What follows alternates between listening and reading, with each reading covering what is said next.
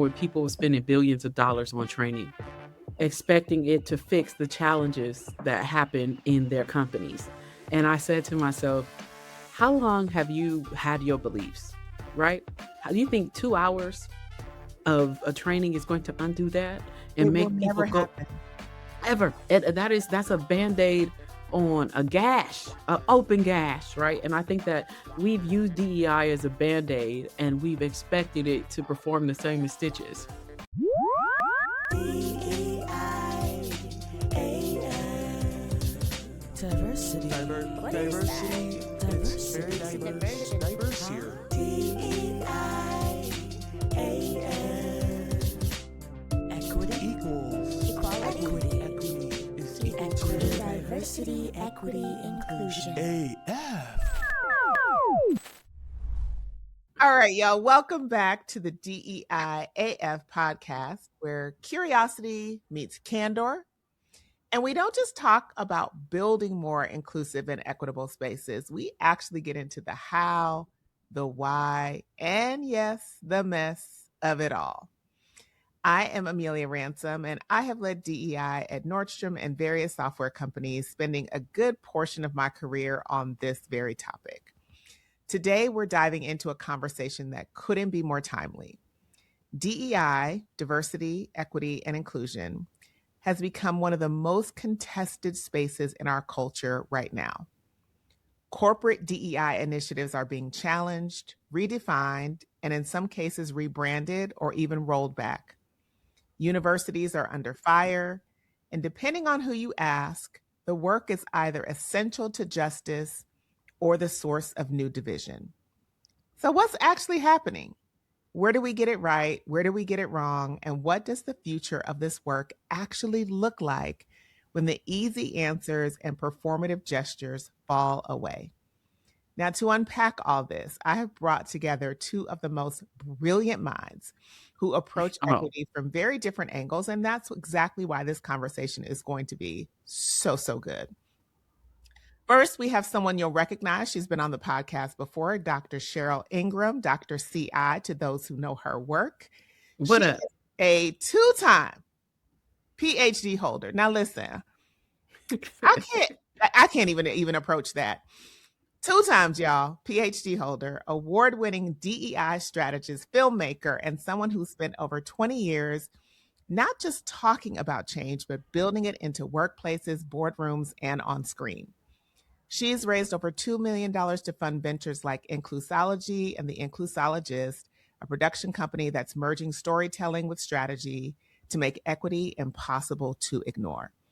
Her latest documentary, DEIing, A Guide to Navigating the Goddamn Mess. Listen. I just, first of all, that title, what they've made, the goddamn mess they've made of diversity, equity, and inclusion is sparking conversations globally on Tubi and beyond. Dr. CI does not do fluff. You know that from the last episode. Word. She does data, humanity, and truth-telling. And when she speaks, rooms don't just listen, they shift. And along with her today is a new face to you, but a familiar one to me, Rebecca Steele. She is a strategist, systems thinker, and someone who spent decades working at the intersection of equity, sustainability, and human flourishing. Rebecca has worked with everyone from global NGOs and corporations to indigenous communities and startups, helping them tap into the power of our similarities and our differences. She draws from neuroscience, jazz improvisation, indigenous worldviews, restorative justice, connecting dots most people don't even see. She's the author of Indivisible and Design the Future, and she has this rare ability to take sticky, complex challenges and turn them into breakthroughs. So today, we're asking, what's really happening in the DEI space? What's working, what's backfiring, and what comes next? So Dr. CI, Rebecca, thank you so much for being here. Let's get right into it, y'all. How y'all doing? Good. I'm doing great. Thank you for having us. Yeah, how would we not be doing great when we're with you? You know, I just love your brains so much that I have been really excited to have this conversation with you. It took us forever to get scheduled, and I was like, I'm not letting it go.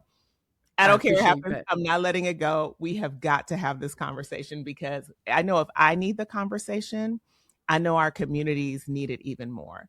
So we're going to dive right into the deep end, y'all. Okay. Like, we're Ooh. going straight to Final Jeopardy. What did DEI get right and what did DEI get wrong? Cheryl, Mm. I'm going to start with you. Oh, I was hoping Rebecca was gonna go first, because I thought about this a lot when I saw that question on the sheet, and I have so many answers because it's not just one. But I'll say a few of them, and then I'll make space for everyone. First thing that I think DEI got wrong was, and I've thought about this especially now, how we built accountability systems to make sure that people committed to diversity, equity, and inclusion. I think I'm just going to say a bunch of lists of things and then we can expand on them. I think we got DEI wrong when we started to put people in DEI positions who had opinions but not experiences.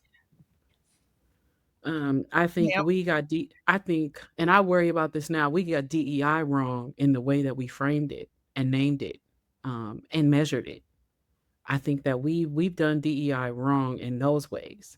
I think where we've done DEI right is that many DEI professionals and people in the industry know what the outcome should look like, right? But the journey to get there has been the barriers that have been created to overcome it have been difficult, and we haven't done ourselves any favors by not having sustainability rooted in what it is that we do. Um, and I think what DEI got right is calling out different forms of oppression that actually exist, that impact the way that we live every day in our workplaces and in our regular life, in our personal and professional lives, and even in our own identities. And the last thing I'll say is I think DEI got it wrong when we started to create an intersectional war against whose oppression should be prioritized. Because Uh, it's not the Olympics. Right. It's not the oppression Olympics. I tell people that all the time, but it's never not present when I go into a company. It's never not present. Um, Yes. which, and I'll pause there. I think that is so right. And I'm coming back to the first thing you said, which is when we put people in roles that had opinions and not experience.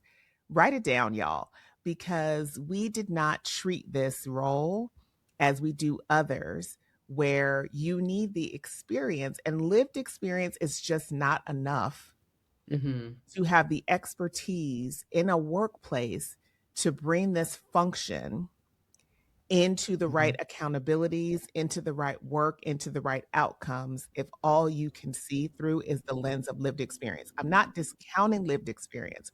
I'm saying it's not enough. And I think that's what you're saying, Dr. Cheryl, right? That's right. Because, unhealed depression is not a qualification for doing DEI work, right?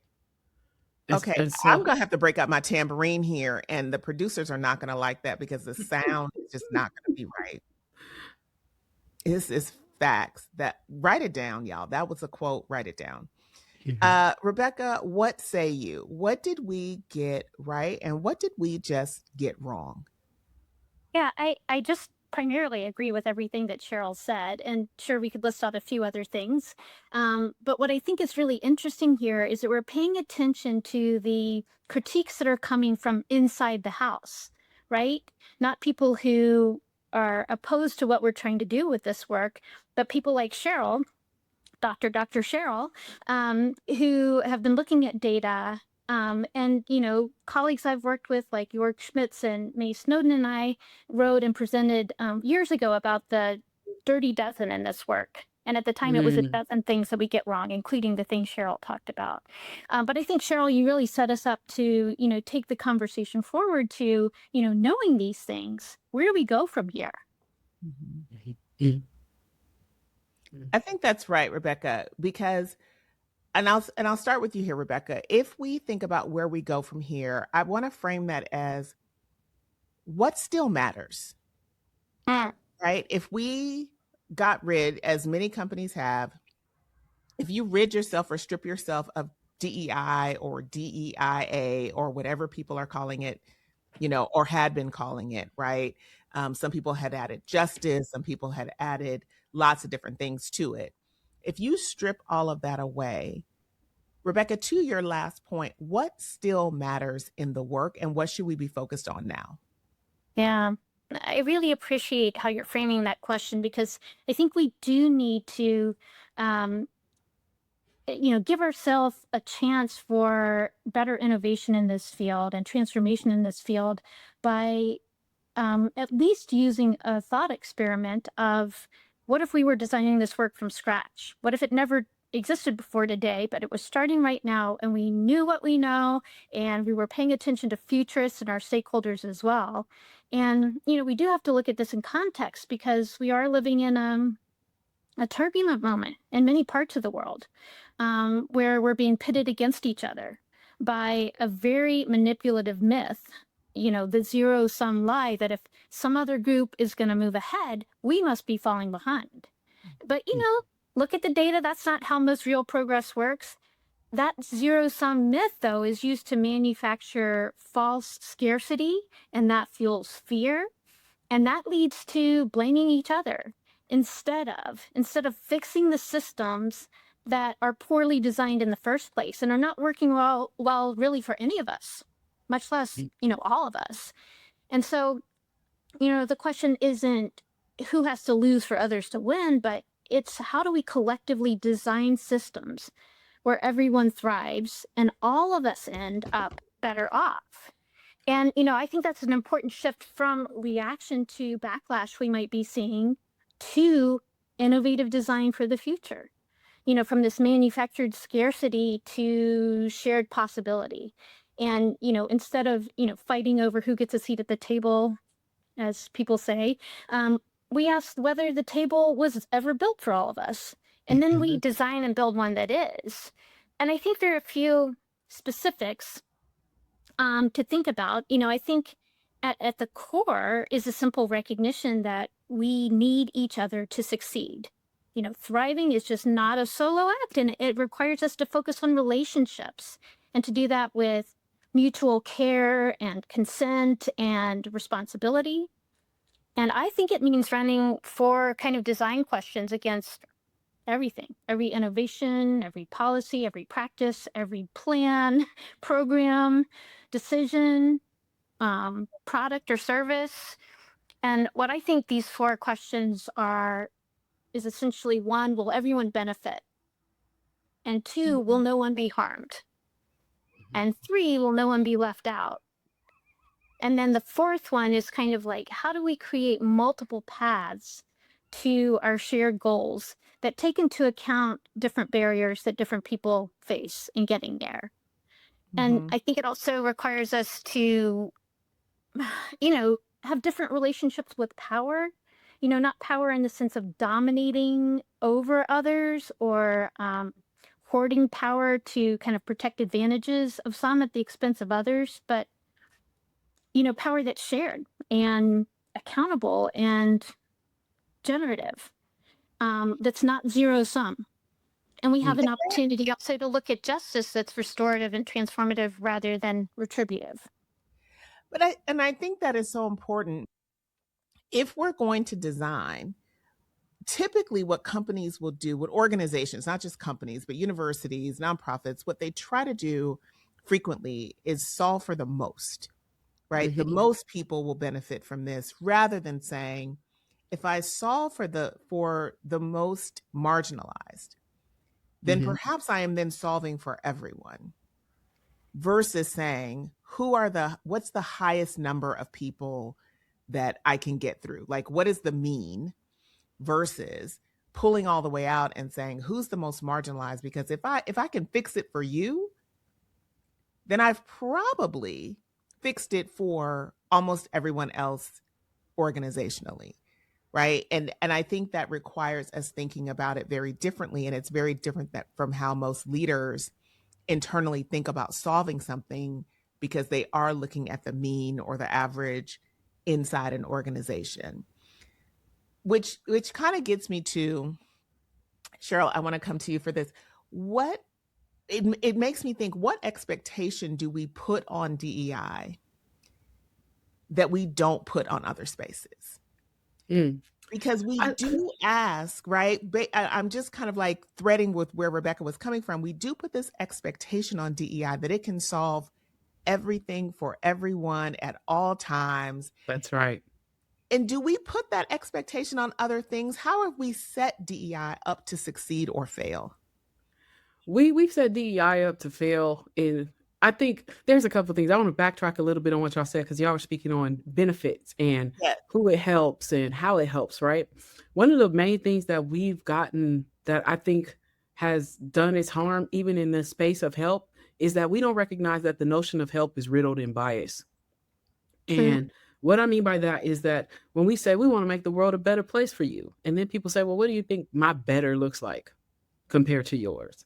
And I think we don't always take that into account when we try to fix things, which goes to the question you just asked me about what are the expectations of DEI? I think people have underestimated how hard it is for DEI to fix things, right? Because and it's one of the things that we've gotten wrong, but we knew was right. And here, let me explain. We often underestimate the power of hate and ignorance in decision making. And when we think about DEI, one of the things that I think we've gotten wrong and that we've underestimated is someone's ability to come in and deconstruct it who is truly riddled in hate. Because do I think DEI can help everyone? I don't. And what I mean by that, and I say this, let me be clear, there's a very small group of people who I'm trying to say this in a way that it resonates, don't give a shit about DEI right. and don't give a shit about other people. No, I don't want them to benefit from it. Right. But even then, if they recognize if they did it right, they would still benefit because most of them prioritize material things, money, whatever. Well, you can Yeah. make a lot of money if you acknowledge how to do and you build systems that allow other people to do that too. Um, and so your question, Amelia, I want to make sure is like what people underestimate. The first thing I'll say, for example, is I remember when people were spending billions of dollars on training Remember those and days? expecting it to fix the challenges that happen in their companies. And I said to myself, uh, how long have you had your beliefs? Right? How do you think 2 hours of a training is going to undo that and It will make people never go happen. ever? That's a band-aid on a gash, an open gash, right? And I think that we've used DEI as a band-aid and we've expected it to perform the same as stitches, Oh, right? And so I worry about when people, even the way that we assess DEI. I remember a friend of mine who shall remain nameless got a position as chief diversity officer in a Fortune 1000 company. And I remember I was sitting on a panel with this person, and they said, the first thing I'm doing is going around and talking to everybody because I want to understand what the challenges are. I said, you in a company of 100,000 employees and you're going to go talk to everybody? Okay, as setting yourself up to fail because not that conversations can't be powerful because conversations are data, but so are numbers, so are assessing it correctly, so are looking at equity assessments. Like you're going to spend your first year building relationships in order to help solve DEI. That is something that can be done simultaneously with a correct. different form of investigation. And so I think that we've gotten it right in wanting to create outcomes. Like we say, we want equality as the outcome. Where that has fucked up is that we don't understand the processes of equity to get to equality for different groups Yes. who require different needs, right? And how to prioritize that because even the notion of help, when I say it's riddled in bias, in what you prioritize always means that that polarity is that something is deprioritized, and when Correct. that happens, you render people invisible. And then after you render them invisible, you try to explain how you're going to come back and fix their problem, but you make them feel that this group is more important. And it might be, but communication and the way you talk about DEI matters.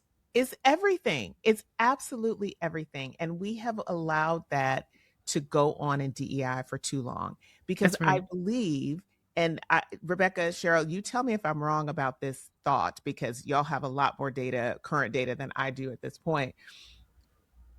We we allow people to think that we haven't delineated diversity, equity, and inclusion. We've run those words together That's right. and we have not truly delineated what they mean and applied them individually or collectively when they're needed, right? Cheryl, you and I had this conversation about sometimes ERGs need to be diverse but not inclusive, right? Mm-hmm. So that's an example of that. But we've sort of mushed it all together.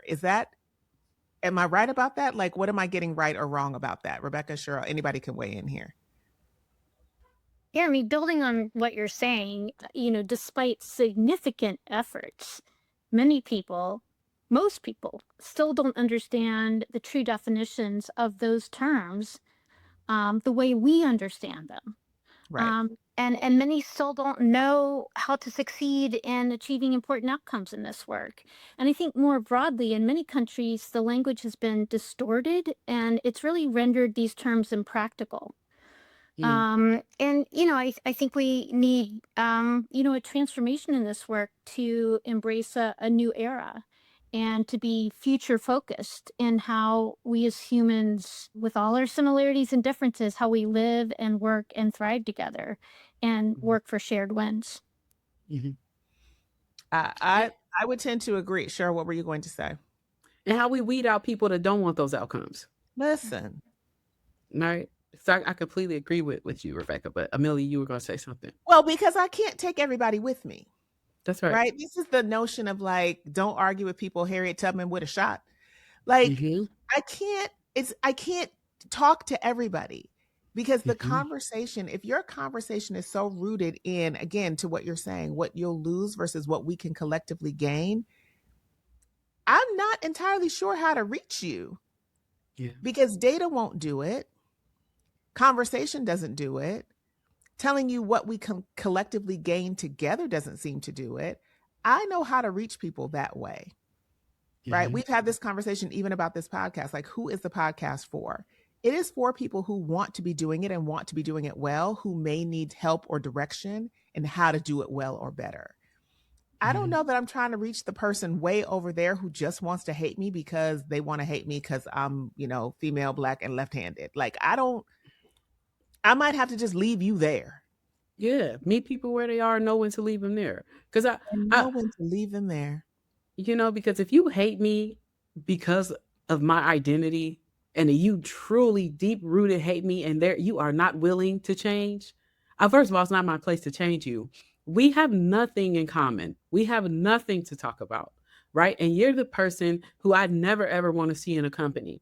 And people like, well, like when they say, is a white supremacist considered when we talk about inclusion? No, because white supremacy is rooted in exclusion. It's Correct. like, Like, mix oil with water. They don't mix. You could put them in the same jar, but you will correct. always have separation. It's not going to work. And that Yeah. is a truth that so often we are afraid to say as practitioners, we're afraid to say out loud. And it's like, I can't take you with me. If I'm supposed to meet this person in the middle, where am I supposed to meet Yeah. a white supremacist in the middle? What You do. position do I come off of to meet them anywhere Yeah. when Because they are rooted, their identity is in hating me? mm-hmm. Where are And we It's meeting? interesting. Sorry, I think it's interesting that some people have figured out a path to change people who we didn't think or we wouldn't have expected to change. And I'm I really agree. I'm forgetting his name right now, but there's a musician. Oh, It's that's embedded with the KKK. yeah, and Yeah. he has changed at least 200 members of the KKK over time, to leaving that set of principles and values, if you'll call them, and leaving the KKK, and in some cases shutting down chapters, so that you know there are less of those. And then in addition to that, when I think about this work, I think about it not only in organizations, workplaces, institutions, but also in society and the world. And, you can't just boot people off the planet at this point.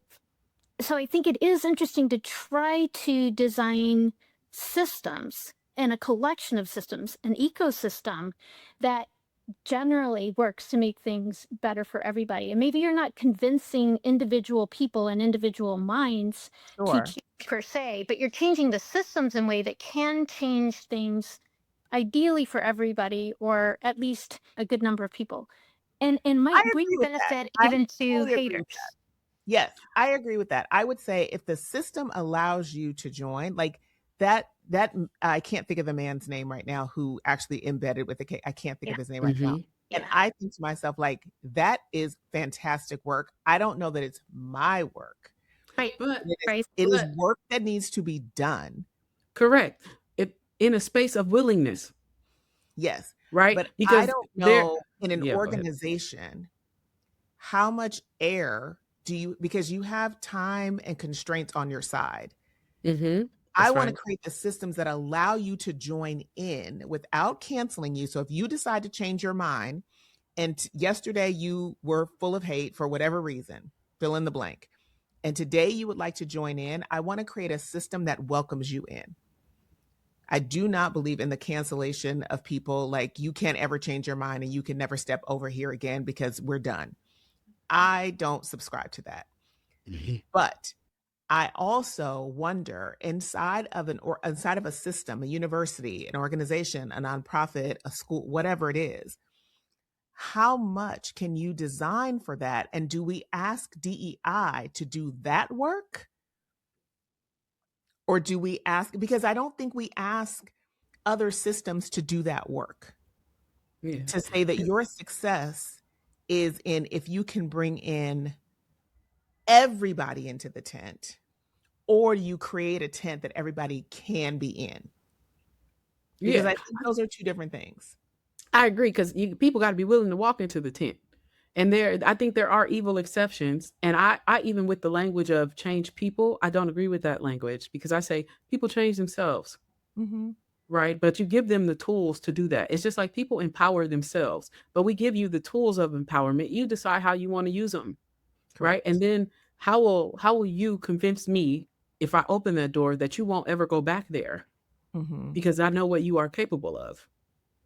Well, it's the bear versus, man situation, right? It's the bear versus whatever. Like, I know what to do. I've said this to people. I know what to do. I mean, I've never confronted a bear in the woods because I'm never in the woods. But Same. right, like I'm not going to be in the woods. You're not going to catch me there. But in general, I think I understand. Like, if a bear goes bear on me, that's to be expected. That's right. I'm not gonna bring the bear into my house and call it a pet and then be surprised when the bear bites my face off. That's right. And so I, as an individual, am always a little bit like, okay, I need to keep some distance here until I understand if you are Mhm. safe for me to be friends, to be in community, to be wherever, because I need to really understand who you are before I bring Mhm. you in. Like, that kind of jumped the shark on the conversation. But like, it's kind of that way organizationally. I want to build the things so that you can be involved, but I also want to create safety for those who are there at the same time. That's Yeah. right. Yeah. And Because it's that's a challenge of the work of DEI that I don't know that we talk enough about, because you do mhm. want to have safety and you do want to invite people in, but again, and at what cost? and exploring the dimensions of safety. Because there's one form of safety that is I create a space that's open for everyone to come in. And then Yeah. there's a form of safety that is protection Hmm. from the harm, right? And so that floor doesn't exist without protection. So Yeah. you have different dimensionalities. What does it mean to be safe? Even what does it mean to be uncomfortable or Yeah. to Yes. be unsafe? Yeah. Yeah. And Yeah. Yeah. so, And how do we co-create that? I really like, relative to this part of the conversation, George Schmitz has a model where he talks about, I think, sort of collectively stewarding a culture where everyone can. But a really practical piece of that is how he helps organizations create pairs of rights and responsibilities. So, to sort of oversimplify one of those pairs, it might say, I have a right to be safe at work in all the ways, physically, emotionally, psychologically, and so forth. And I also have a responsibility to create safety for others. That's And right. in different organizations they certainly would add to that list, but I think that very practical clarity and pairing of, yes, you have this right and you have this responsibility in this organization or Yeah. in this society. Hmm. And And I I would think like to clarify, discomfort does not mean you're not safe. that's right. There's a difference between discomfort and unsafe, uncomfortable and being unsafe. I wrote Right? a whole Cheryl, can you blog help on us it. unpack that? Because I think we sometimes conflate discomfort and safety. Yeah. How would So, you so unpack that, Cheryl? let me think about how I used to say this to people. I would say to be unsafe means that you are in danger, Mhm. right? It means that you are in some form of, how do I say this? You are in some form of being, but because the word harm is subjective, Sure. depending on how people define what they think harm is. But overall, if you are in fear of direct danger and pain or threat, Hmm. that is unsafe, Hmm. right? Or mental, physical, emotional harm. But unsafety, I mean, discomfort means that you are just in a space that you don't recognize, but there is no fear or no imminent whatsoever presence of you facing harm. You're Yeah. just uncomfortable, Hmm. right? It's like I remember I was at the Riveter in Seattle, and I had this conversation with this white male stood up because we were having a panel about DEI, and he said, "Well, I'm unsafe because I'm in fear of losing my job." I said, "How are you in fear of losing your job?" He said, "Well, if they create new positions," I said, "Are they getting rid of old ones?" He said, "Well, no, they're just, what if these new positions come in and I just so happen to lose my job because my position is no longer needed?" I said, "Is your position no longer needed because you're white, or is your position no longer needed because technology is advancing?" Because one of those is a DEI issue, one of those is is a very different kind of systemic issue. It's economic advancement, right? And he's like, I said, "So, but is that the fear?" "No." "Okay, so what makes you uncomfortable is that they're bringing in new positions where you feel unfamiliar." Uncomfort is equivalent to unfamiliarity, not harm. That's That's the direct difference. that's right. That's right. And sometimes that discomfort leads to something better, right? That's It right. leads to, if you're uncomfortable, if you're trying something new for the first time, you're trying pickleball for the first time, you're trying anything for the first time, you might be uncomfortable because you don't know all the rules, you don't know all the norms, you don't know all the things. You might be very uncomfortable, particularly around a set of people who know them very well. But as you learn them, you get better at that, right? That's discomfort. Harm is something very different, That's right. right? That means you're literally going to be harmed, as you said, Cheryl, in physically, emotionally, whatever. That doesn't mean that I'm not going to be harmed out there on the pickleball court, which I've only been to like 3 or 4 times. So like, let's not, Look, I you got know, my ass whooped in pickleball the other day. listen. It's the struggle is real, y'all. Um, but I want people to sit with that, because discomfort is not necessarily harmful. It Mhm, can be the beginning of something really beautiful if you let mhm, it be, right? And mhm, of strengthening something that really is good. mhm, So I want to pivot a little bit. So if you're in an organization and your company, your school, maybe even your community has decided, okay, we're not going to call it, DEI. We're going to move away from that. We don't know what to do, but we're not doing that. What do leaders do now? What do individual folks and companies do now who really think, well, we need to do something? We don't know what to call it. Should they stick to the term DEI? Should we double down on the term DEI, or should we be doing something different internally? Rebecca, I'll start with you. Yeah, relative to what I mentioned earlier, I really feel like those terms have been rendered impractical. mm, Um, and I've said this many times. I'm sure you've heard me say this, Amelia, in various settings, that I wish, I had a dollar for every time we talked about what we should call this field. And it's very distracting because we need to get on with the work of it. And I also have often said, let's don't focus on changing the name, because whatever new name we call it is going to end up getting pushback, because it's not the name so much as it's the content that people Mhm. oppose, and Mhm. the language then gets bent around and misconstrued. Um, and at this point, I just feel like so many people don't understand what we're saying, that it gives us kind of two choices. We can put a whole ton of effort into saying, this is what we really mean by this, right? Do you can you get on board with that? Or we can Mhm. say, very much with a look to the future, what we need from, how this work is transforming to generate, better, more sustainable, more rapid, more meaningful results, more widespread results. what what words help us very clearly and simply describe what that's about and who it's for, benefiting a wider group of people. And I don't have the words, although I've spent plenty of time exploring that. And I think, some sort of stakeholder engaged sort of design process could be very helpful with that. And it may not be the same words for every organization, institution, or society, or every culture or country around the world. Mhm.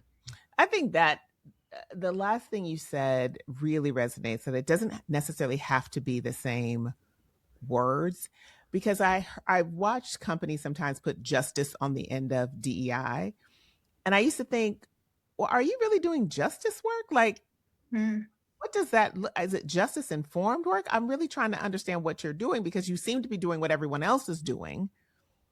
And Mm. I'm really, did you just add that in because it sounded good, or are you really doing a deeper level justice work? Because that has a different definition to me of what you're really trying to get after, because justice might look like reparations. Justice might look like a lot of things, right? Justice might look like donating the land back to the indigenous people wherever you are. Like, that is what justice looks like. Like, y'all doing that? Mhm. Because I want to come along for the ride. Like, I want to understand if you're doing that. Cheryl, what say you? What should folks, whether you are an individual contributor in your organization, whether you're a student at your university, whether you're a quote unquote leader, however we define that, like, should you be doing now? And how might that look different than what you did before? Yeah. Oh, my stomach just dropped, and for a number of different reasons, because I had a million thoughts go through my head. The first one is, it's like I want to tell people what they should be doing now, but my dissertation is on how leadership background impacts their ability to make DEI outcomes and commit to diversity, equity, inclusion. And what do outcomes look like based on leadership background and identity? And how do you Okay, create pause. Y'all see why I invited her. Okay, go ahead. and how do you create valid measurement systems in order to truly make DEI sustainable, even in the midst of leadership bias? Right? Because there's this different scale of power between creators versus decision makers, because they can be one and the same or they can be very different. And in DEI, they tend to be very different. Hmm. The people who do the work often aren't the people who have the last decision. They don't have the power to make the overarching decision on what stays and what goes and where budget goes. Right? They're usually appealing for that from someone. Mhm. And so like when I think about what is it that people should be doing now, it's almost like it that there's not one answer for that, because everybody could do so many different things, but how do we build a collective system to include all of those things? Sort of like what Rebecca was saying, right? It's like the movie Paradise. Have you seen that movie or Mhm. that TV show Paradise? Yes, I've I seen part. I started haven't seen the whole thing. No spoilers. same. I started watching it, and so it's these people. The world is coming to what they think is an end. So they build this utopia inside of this mountain, and they move only mostly decision makers, very important people, the president, etc., go live in this utopia. Other people are kind of left to fight for themselves.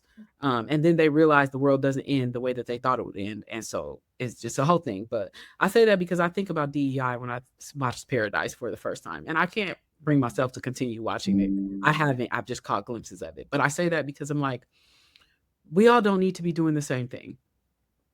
We can all be doing very different things in order to make the world a more equitable place. But the problem, I think, is how we measure whether or not what you're doing is actually working for what you want it to work for. Like if your outcome is to help end homelessness and you work in the space of catering to unhoused people and trying to make their lives more equitable, that's your lane, right? Because DEI, like a big ass highway with a bunch of different lanes, and depending on your subject matter expert, you tend to drive in that lane.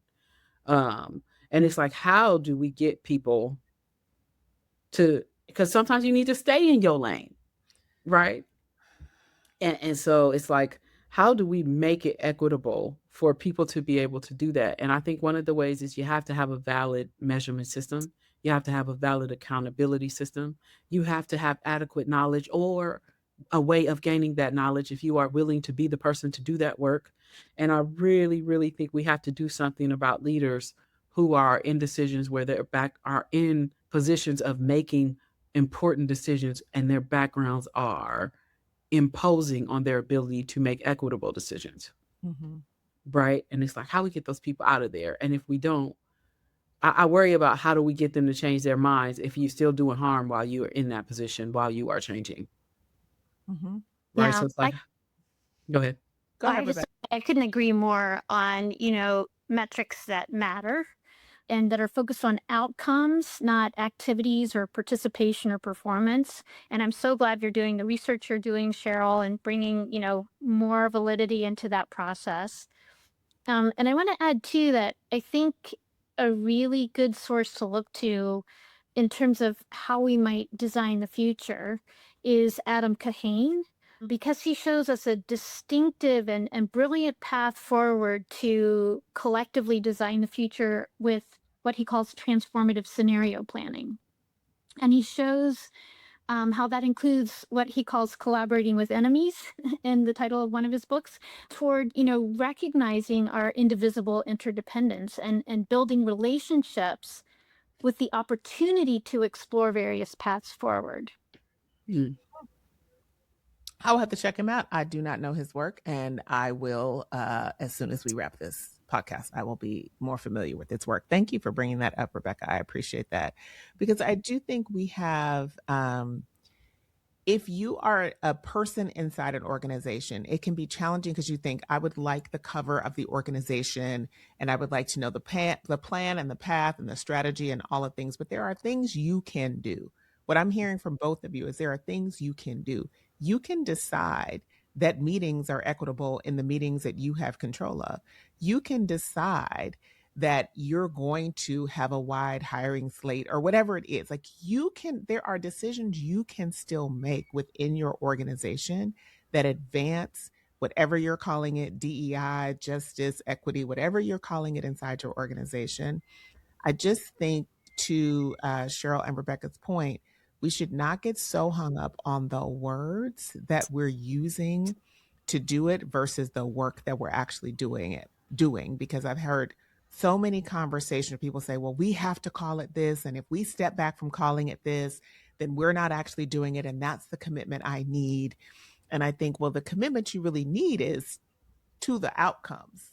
Yes, that's That's right. the commitment you really are looking for. Well, you might call it something entirely different. People change names all the time. You Mm-hmm. don't get so hung up on that you don't focus on what you really need to focus on.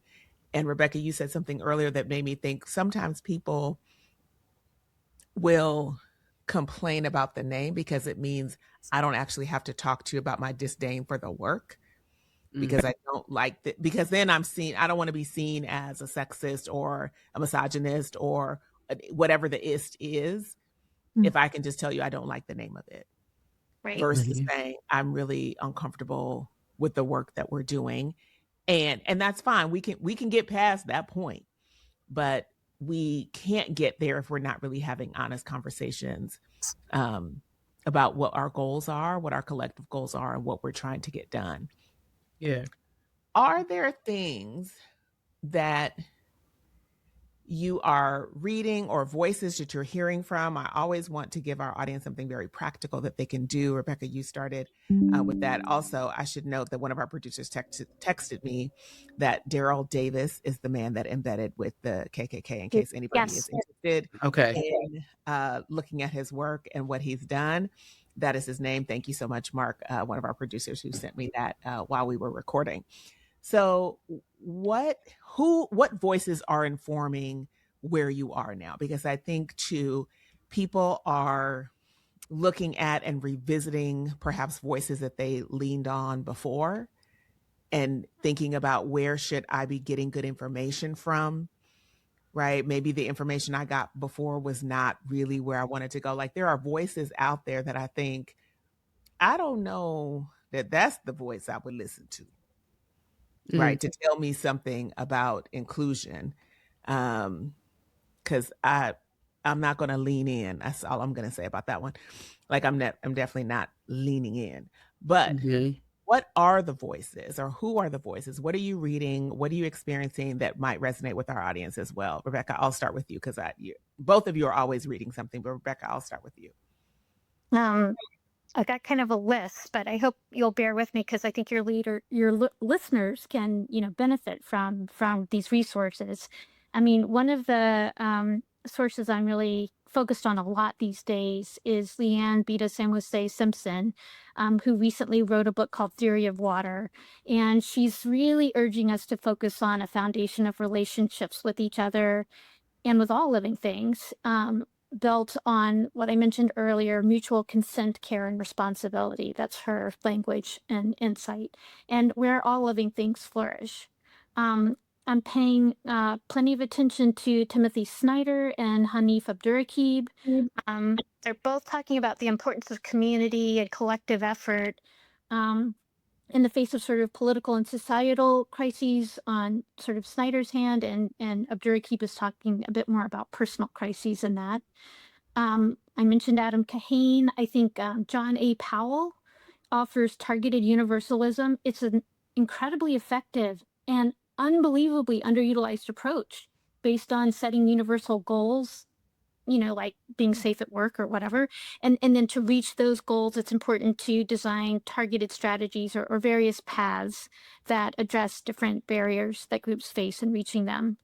I'll mention Debbie Kennedy, who tells us that everything and every decision needs to be analyzed through a win-win lens, where she talks about will everyone benefit and no one be harmed. I added a couple of questions to that earlier. I mentioned Jörg Schmitz and his work on, stewarding a culture where all thrive and that pairing of rights and responsibilities. I think it's always good to revisit Heather McGee's The Sum of Us. And then another one is R. Roosevelt Thomas, who years ago had groundbreaking ideas about how we could do this work differently and in ways that are very effective, but again, have been terribly underutilized. He tried to tell us. He tried. He tried. That man tried to tell us, and we were not listening.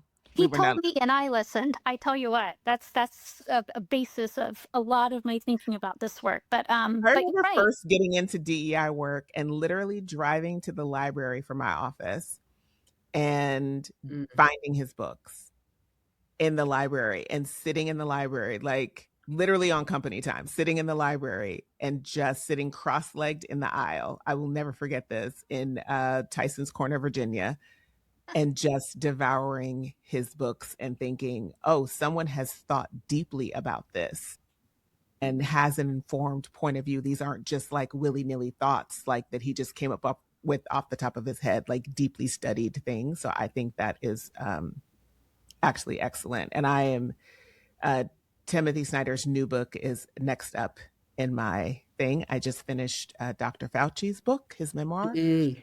And so next up for me is Timothy Snyder's new book. So I'm glad to be aligned there. And you've given me some other new things to read. Dr. Cheryl, what say you?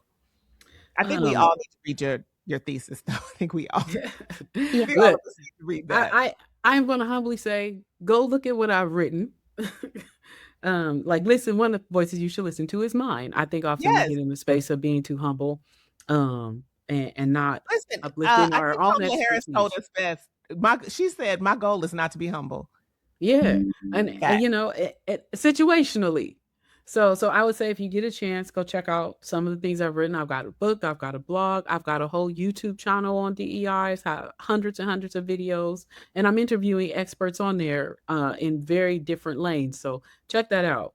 Another one that has informed a lot of my work, her name is Quinetta Roberson. Have y'all heard of Quinetta Roberson? I haven't. I have not read her work. She has a great article out right now about literally what we talked about, detangling the language of diversity, equity, and inclusion. So if you get a chance, check her out because she has some really amazing things to say. I'm also going to say, and I'm a big advocate of what it means to heal personally in order to be sustainable in doing DEI work. Because you don't get into this work without scars that you want to heal for other people while also trying to heal your own, but that can create blinders of its own. Hmm. So I encourage people even to look at spiritual things, whatever that may be for you. But for me, I recently, for the second time, just finished The Untethered Soul by Michael Singer. Also, Ibrahim Kennedy, if you get a chance, his book on anti-racism and how to build anti-racist systems. He has He's a new doing book a coming out. yes, he does. I like this book. I just started reading it, so I don't want to pub it too much. But Ta-Nehisi Coates, We Were in Power 8 years. It's so good. I have read that book. I don't know how many times. It is so good. And I use critical race theory. I use psychological reactance theory. Those are some of the theories that I use in the advancement of my work. So if you get a chance, check out Derek Bell, Kimberly Crenshaw, or Richard Delgado. I follow a lot of their work. Um, and I'll pause there. That's who I'm like really honed in on right now. Yes. And And I would Chimamanda remind Adichie. Oh yeah. Oh, yes. And I would Marie, remind people that Dr. Kimberly Crenshaw is the one that gave us intersectionality. that's Like, right. she has coined a lot of different phrases for us. If you happen to have a subscription to Masterclass, she has a segment on Masterclass where she talks about Yep. some of these things. Her voice, listen, the things. Yes. I would tell you also, Isabel Wilkerson could write the telephone book and I would read it cover to cover. She has written Cast. She has written The Warmth of Other Suns. Her work is so beautiful. And to the point of healing yourself, Cheryl, I think one of the things I think of is Rest is Resistance, That's right. which I cannot think of the author's name right now. I'm so sorry. But it is Look such it a up. good book because sometimes you have to just rest. You have to sit Yeah. it down because this work can make you feel like you always have to be going because, at least for me, just thinking that there's a moment a day that someone is being treated unjustly or not having a great experience or that we could be doing better by makes you want to just go all the time. Yeah. And you do have to at some point like take a breath, take a beat, whatever that is for you, go for a walk, part of your spiritual practice, whatever it is, you absolutely must do that. And I Yeah. would be remiss if I didn't point out, if you want to read another good book besides Dr. Cheryl's, Rebecca Steele has also written some books for y'all. Come on, Rebecca, pub yourself up. Is an excellent book, and I highly recommend it. One of the things I remember taking from Rebecca years ago was a quote when she said, if someone asks you to tell them the business case for diversity, you ask them first for the business case for homogeneity. Mm. And I was like, say what now? And I can't tell you how many times I've used that. I literally cannot tell you how many. I should pay you for how many times I have used that statement because I got hired at a job and one leader said, not the CEO, but another C-suite leader said, oh, it's great that you're here, blah, blah, blah. Maybe you could come to the executive team meeting and talk to us about basically like why we hired you. And I was like, you should have done that before you hired me. That's right. I'm not going to come and justify my position and work to you now that I'm here. You should have done that before you put the job description up and before you decided to pay me this very healthy sum of money that you're paying me right now. So no, I will not be doing that. Like, I just will not be. And that was literally taken from this. You want me to justify diversity, and I want you to justify not having it. Yeah. I have to say that I think that originally came from a conversation I had with Benna Candola long time ago. So I can't take full credit for it, but it's powerful. And I really appreciate, Amelia, that you've, spread that concept, used it yourself and spread it around to others too. Everywhere. I sprinkle it on everything like paprika. You understand what I'm saying? Like it goes on everything. Yeah. Like smoked paprika. Is there a place that smoked paprika should not go? I haven't found it. Nope. So it literally, it lives like that. Okay, so as we start to come to a close, as you know, we like to have a fast sort of round robin set of questions that are fun, that let our audience get to know you a little bit and, let them reflect on you a little bit. So I would like to know now, I've already asked Dr. Cheryl, I think I asked you in the last episode, does pineapple go on pizza and why is the answer yes? Mhm. And I think you disagreed with me. Is that Yes, I correct? did. Okay, cool. Yes. Rebecca, for you, does pineapple go on pizza? And why is the answer yes? Well, I'm curious now about what your previous conversation was between the two of you, but I think for anybody who likes pineapple on pizza, yes. And anybody who doesn't like pineapple on pizza doesn't have to order it or eat it that way. Thank you, Rebecca, because pineapple absolutely goes on pizza. I Disagree. know. I know. I get it. I get it. Lots of people very, very hard disagree with me, and that is okay. Okay. What is a hill that you're willing to die on that doesn't matter at all?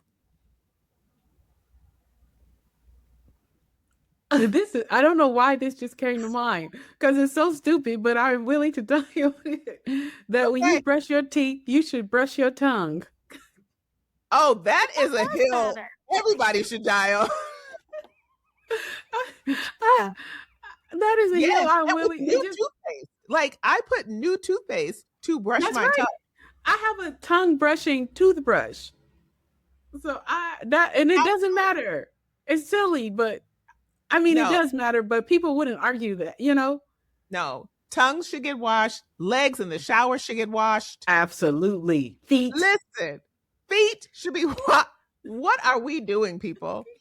Okay, I'm on the hill with you there, Cheryl. Rebecca, what is a hill you're willing to die on that does mean, not matter at what all? what popped into my head is it's actually stupid compared to what you said, Cheryl. What's the deal with sandwiches that are too tall to actually bite into?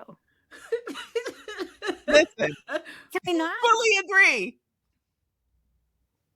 Because what did you do this for? Is this just for the gram or am I supposed to eat it? Exactly. I think food is primarily to eat. I don't mind the grams, but come on. I I, just don't understand. You know what? I, again, hard agree. Hard agree. I agree too. I appreciate those. Thank you so much. Okay. What is the worst advice you've ever received?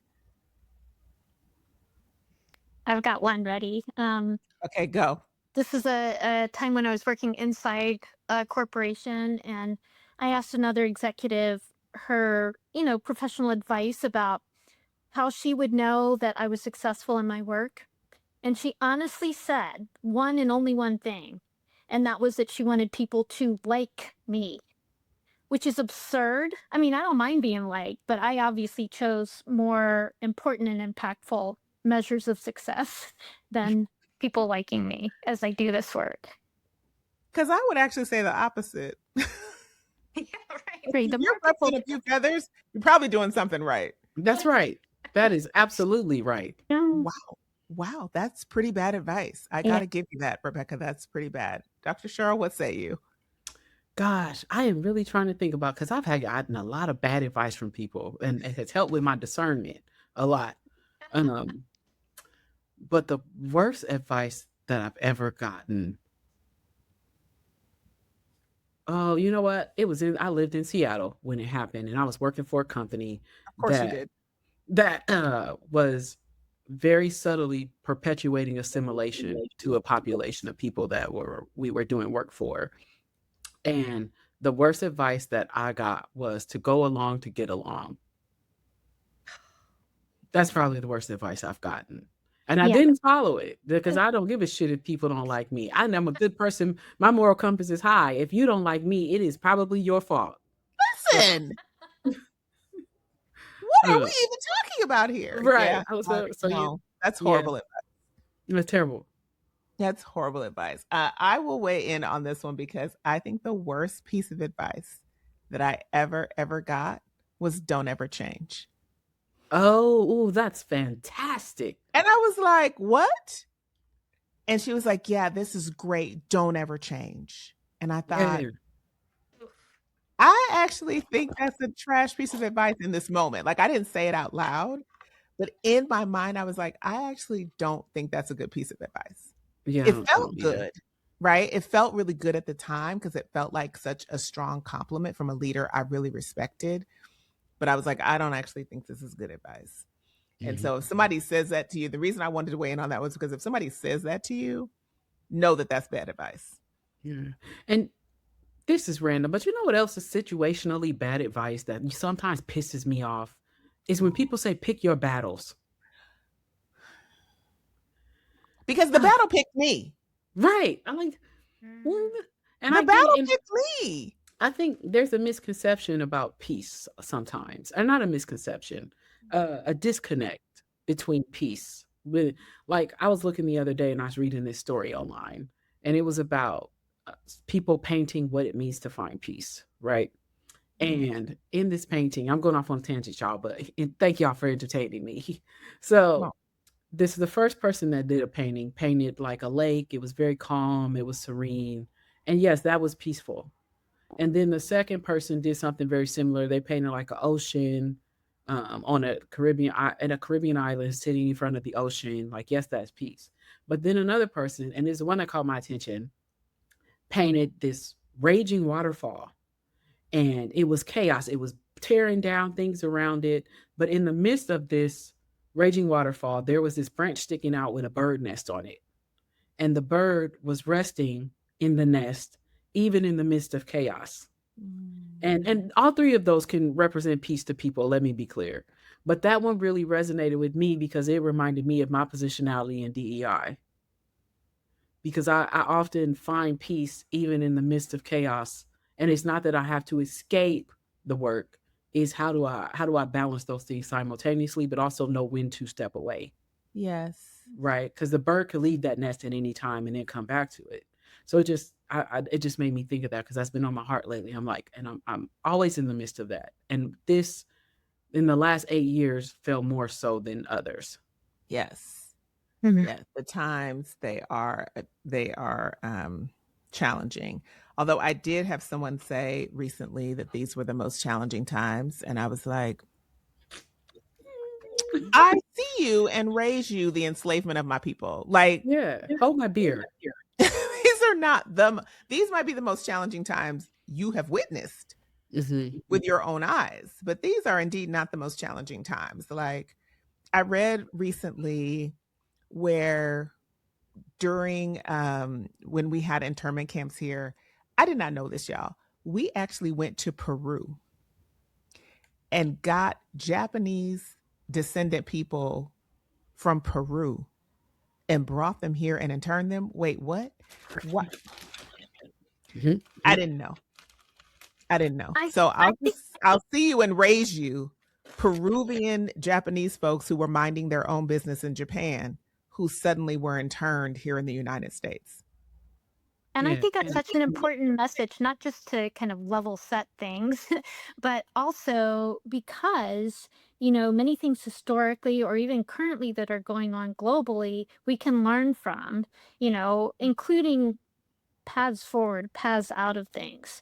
Hopefully, we do things better and faster than we have in the past when such difficult things have been happening. But I think that's a really important message that, yes, these are turbulent times, but they aren't, and they may have some distinctive content or tone, but they're not distinctive in the world or in history. Right. They rhyme, Yeah. right? What is the quote? History doesn't repeat itself, but it rhymes. Right. I Mhm. think that's And very, very accurate. Okay. Now, this question we always ask, Cheryl, we asked you this the last time, so you don't have to answer it again if you don't want to. But, Rebecca, what are you not certain that you're right about? Quantum physics. I mean, it's fascinating, but it's so impossible to understand. This is when you know your friends are smarter than you. Because, sure, okay. I'm sure I'm not right about it because I don't even know enough about it to be right about it. I think I told y'all at the start of this, my husband was trying to explain the Fibonacci sequence to me, and I was like, "Sir, I'm so impressed that you think I have any notion of what you're talking about. Yeah. So yeah, okay, fine. Cheryl, you can answer again if you'd like to, but I know you answered this on the last episode. Do you have anything else that you're not certain that you're right about? Yeah, and I don't know if I said this the last episode, but I think I did. But I'll say it again. What it means to be right. Mm-hmm. I don't know Ooh, if I'm right about what it means to be right. Mm-hmm. that's good. Yeah. I And That is changed my a answer to that one. That's good. right yeah, because I don't. It day to day, it's just changing. that's It right. might be changing day to day. So I fully agree. Well, Dr. Cheryl, Rebecca, I thank you so much for joining us on the DEI AF podcast this time. This has been an exceptional conversation, wide ranging. It went Mm. all kinds of places. I didn't even know. Like, I go into this knowing that I have no idea where the great brains of this work are going to take me.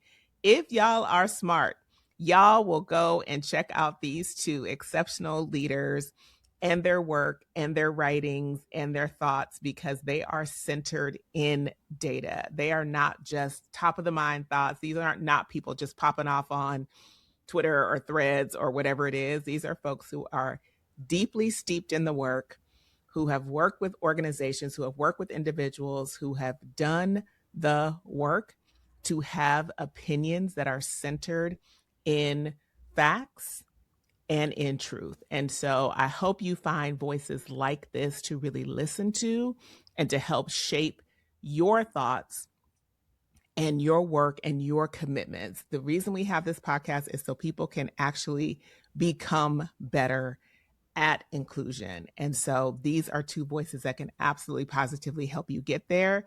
Dr. Cheryl, Rebecca, thank you so much for your time. I appreciate you both. Oh, I appreciate Absolutely. you too so much. And thanks for doing this work to help people make a better world. Thank Absolutely. you Thank you so, both so so much. much. DEI, diversity, equity, inclusion, diversity, equity, inclusion, DEI,